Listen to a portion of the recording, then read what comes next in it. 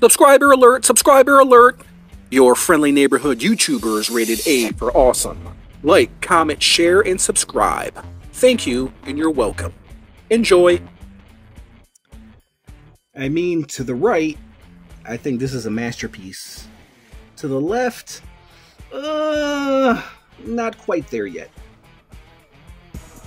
Check me out on all major social media platforms. Instagram, TikTok, Mcfarlane, and Facebook. Ow! See you there, babies. Hey, what's up everyone? Welcome back to the show. Alright guys, so today I'm going to show you my newest custom. It is going to be of medieval spawn. I did a few touch-ups here and there. Made some upgrades here and there. I'll show you guys what the hell I did and how I did it. So I'm going to leave this guy on the stand because I detailed them all around. So we'll start from the head and we'll work our way down to the feet. So essentially what I did was use some silver paint to apply to some of the silver parts to make it look more silver. And then I went over with a black wash all over his entire body, as you guys can see right there. And also I kind of glossed him up a little bit as well. I used some sealant gloss for this guy. As you guys can see, I touched up the skulls on his shoulder pad right there. Wait till he turns back around. But there's some silver paint that I applied, silver paint. I did his cape. I glossed it out a little bit, added a black wash over it. I gave him a shield from a previous spawn figure. It's actually from a cremator figure from Dark Alliance. I think it's Dark Alliance. It's been a while. I did the skulls right there, touched up the skulls with the white. I outlined the black eyes for the skulls right there. Went over his mask with a dark wash right there. I still wanted to keep the red vibrant. I wanted to add like a shimmer to his cape, so that's why I gave him like a little gloss as well. As far as his belt was weird because at first I wanted to paint it white, then I painted it red, and then it just didn't really look well right. And then I went over with some silver. Let me stop this for a moment. Hold on. Let me stop this. So I'll show you what I did to his belt. So I went over it with some red first, then white, and then I went over it with some silver. And then this is how it came out to be. So I was kind of going, I didn't know what kind of color I was going for. It's weird because if you look at these pieces right here on the arms, you can see it has like a weird, I don't know, what do you call it? Like a rose.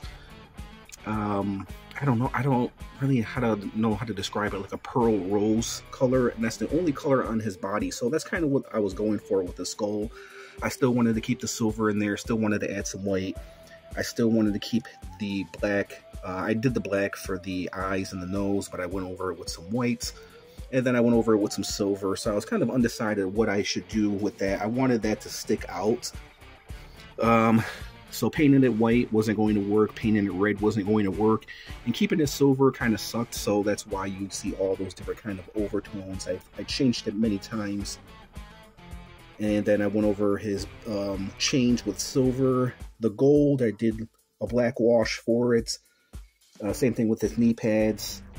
Same thing I did with his skulls right here on his, for his knee pads. I did the black for the eyes and nose, and then I went over with a red, and then a white, and then back over with the silver. And then I painted his red boot. As we all know, the classic spawn red boot, which was silver. I decided to go over with some red, silver, and then a black wash for that. And then his sword, I didn't do nothing to it. I probably could have painted the handle black, but I just left it alone. I was kind of undecided if I was going to give him the sword or not, but it's medieval spawn, so I couldn't find a better looking sword for this figure. And so that's how I got him. So let's take him off of the turntable and let's take a closer look and do some comparisons. Now, if you guys saw my last video of the comparison between the other medieval spawn, I didn't, you know, this is a completely different figure, so I didn't want to recreate this figure because I already had this figure. So I just kind of highlighted some of his attributes. Like I said in the previous video, he had a really good sculpt. So I just wanted to highlight some of the attributes that he had going on.